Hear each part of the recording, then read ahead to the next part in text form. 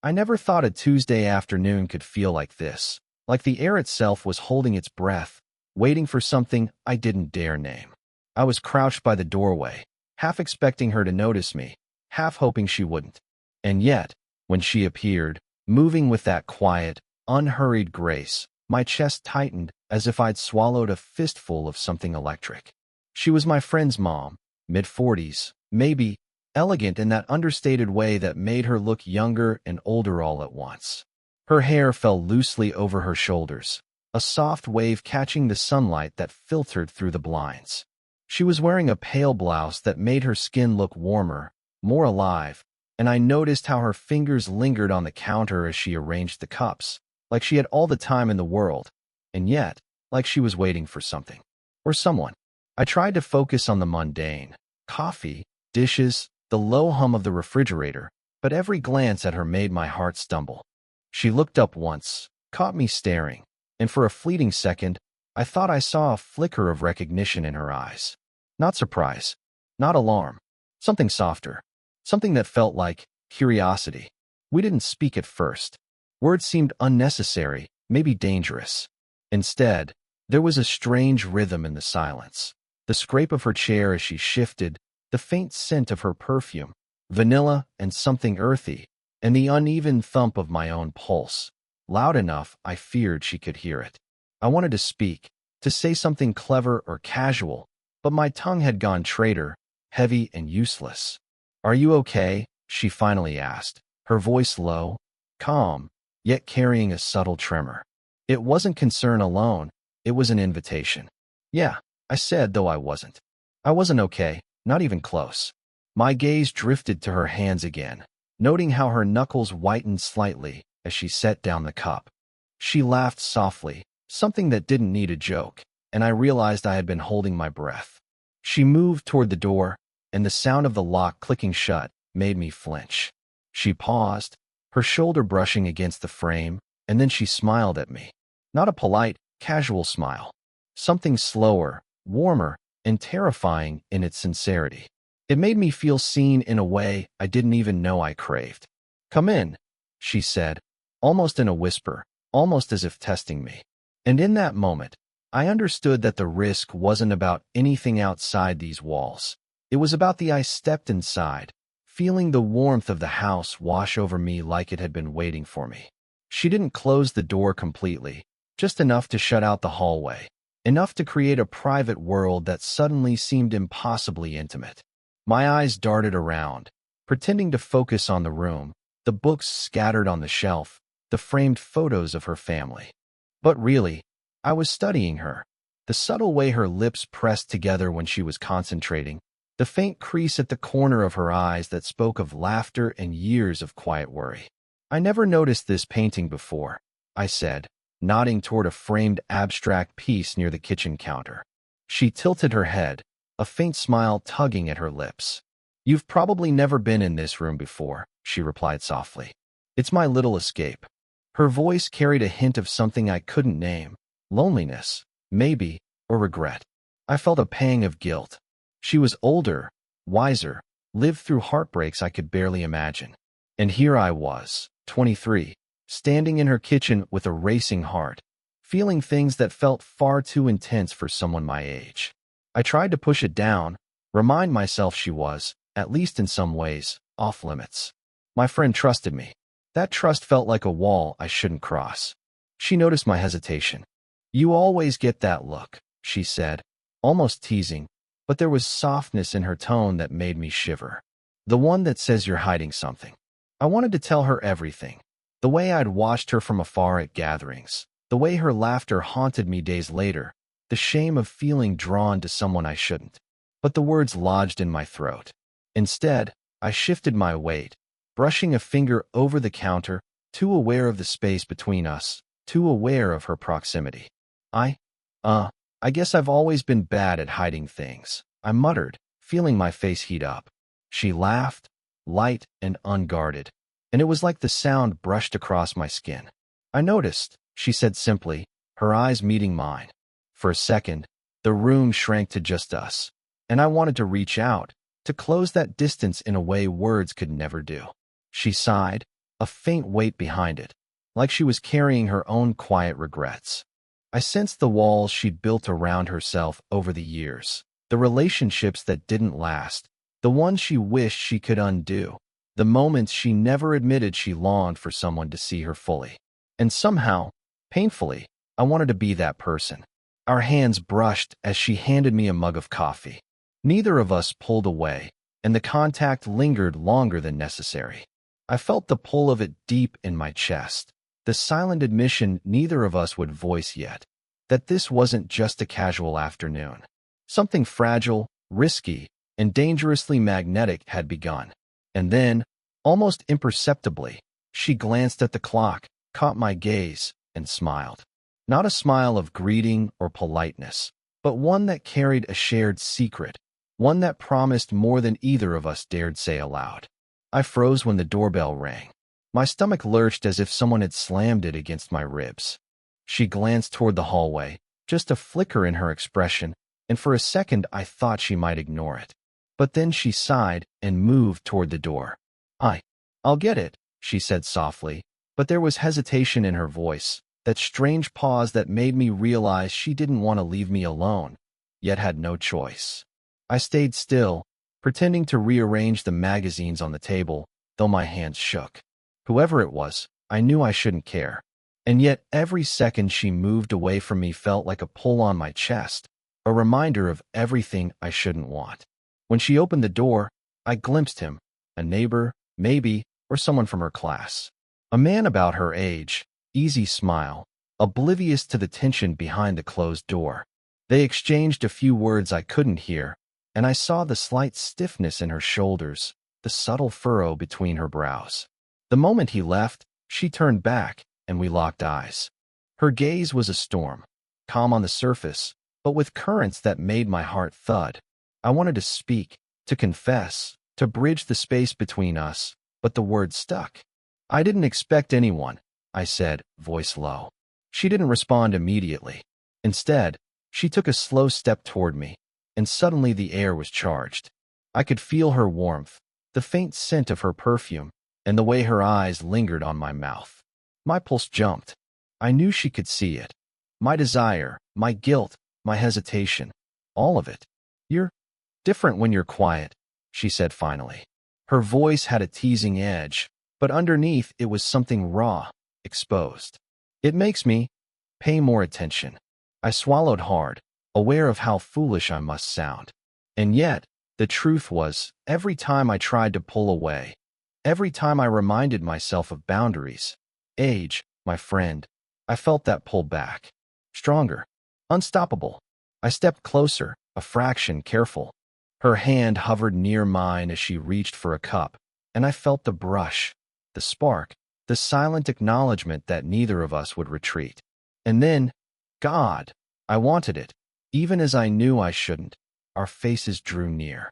The tension exploded in a quick, sharp heartbeat, and then the door opened.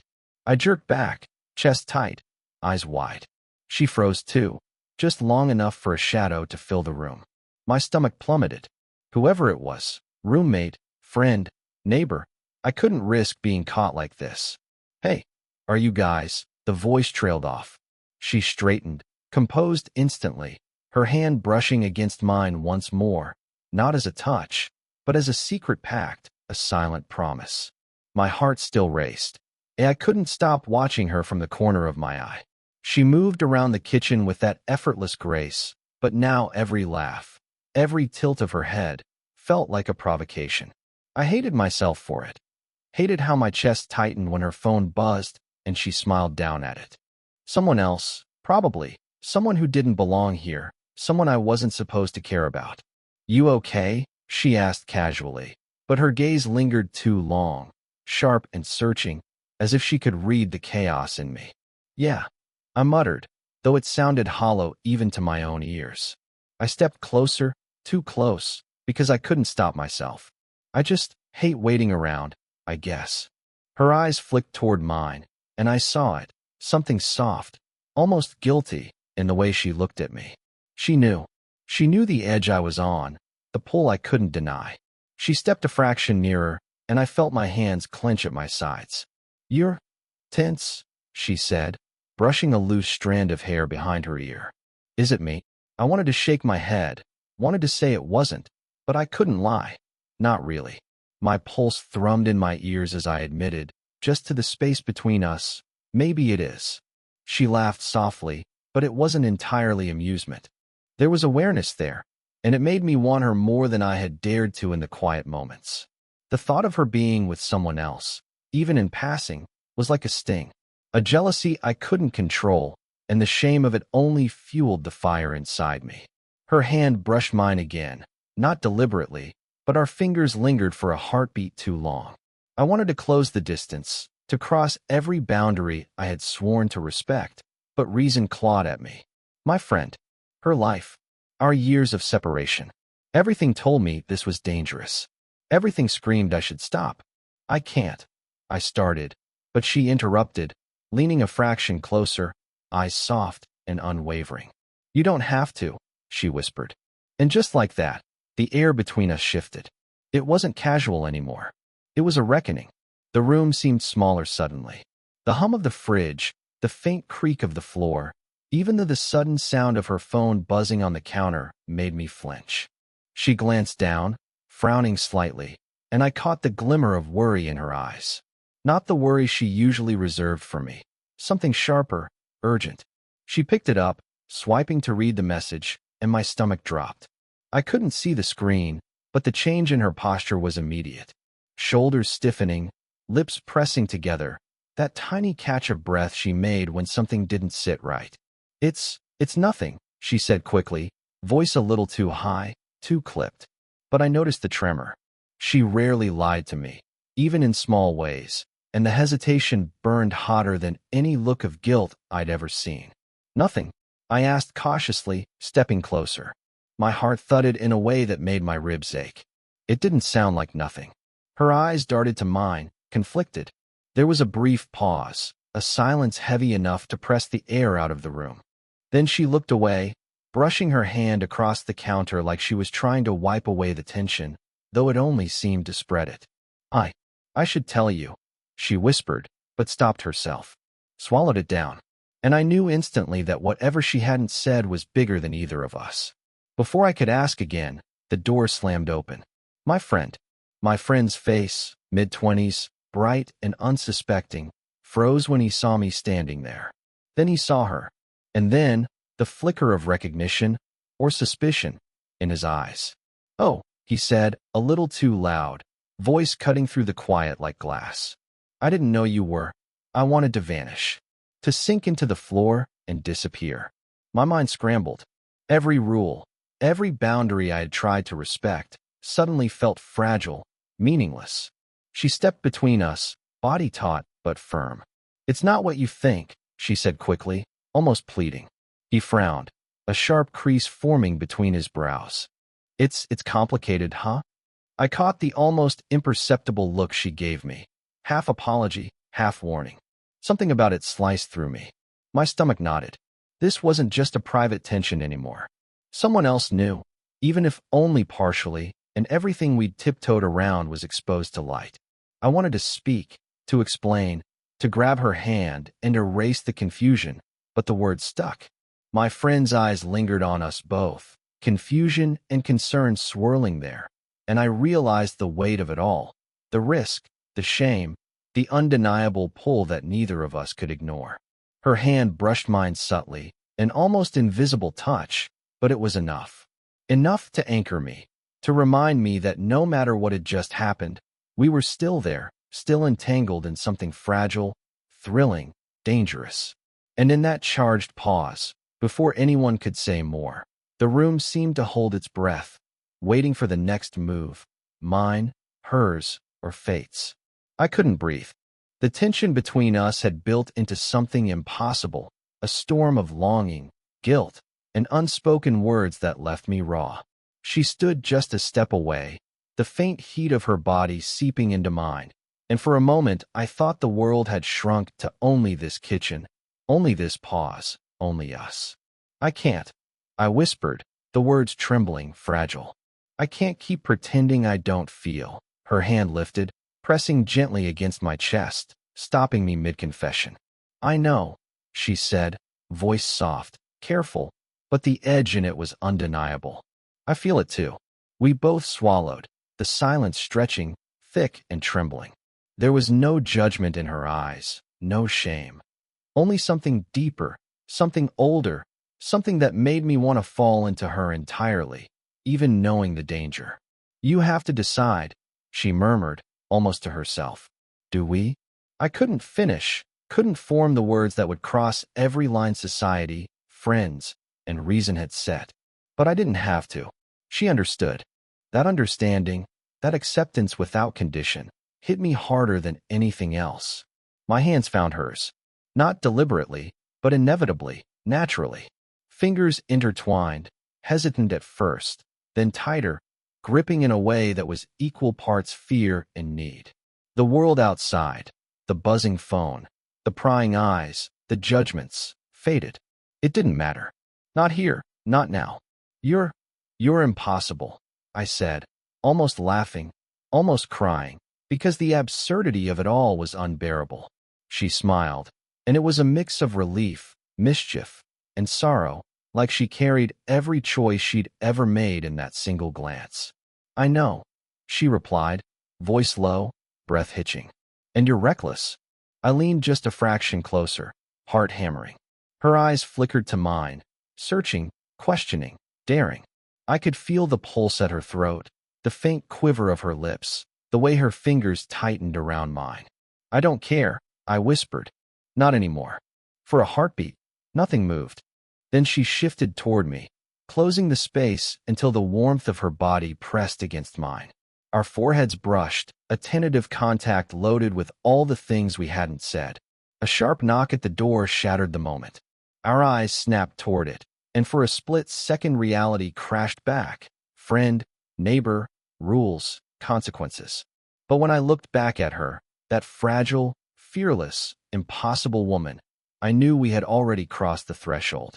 Whatever happened next, whatever chaos awaited outside this room, it didn't matter. We had chosen each other, even if just for a heartbeat. And in that breathless, suspended instant, I realized the truth. Some risks are worth everything, and some moments, like this one, cannot be erased.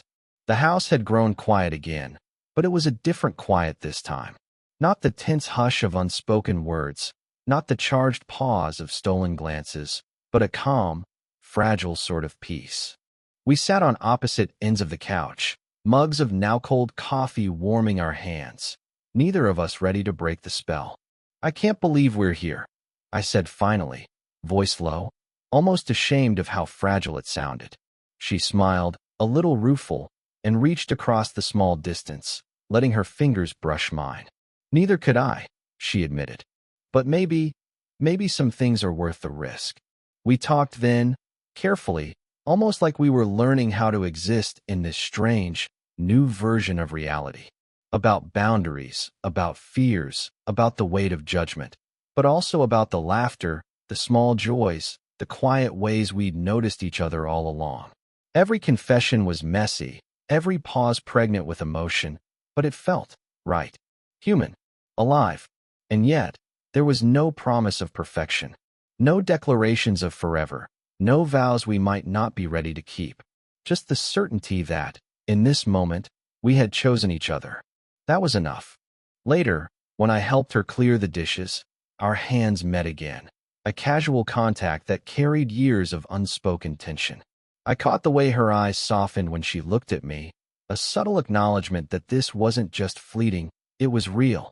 And even though the world outside the door waited with all its rules and expectations, we had found a space where only we existed. I lingered in that space longer than I should have, aware of how dangerous it was to feel this alive, this seen. But her warmth, the gentle curve of her smile, the tiny laugh she let slip when I said something ridiculous, it all anchored me, reminding